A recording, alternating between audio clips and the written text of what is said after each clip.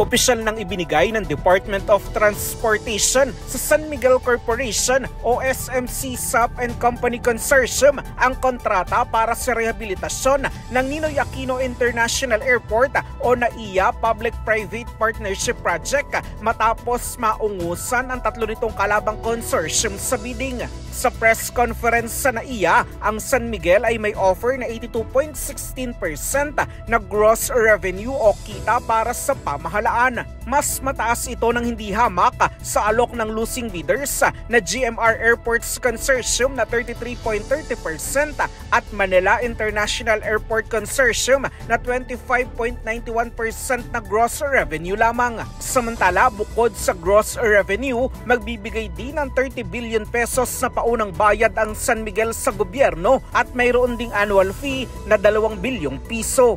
Para sa kauna-unahan sa Pilipinas, DCRH, ito si Christian Manio, tuloy-tuloy sa pagbabalita, tuloy-tuloy sa serbisyo, sama-sama tayo Pilipino.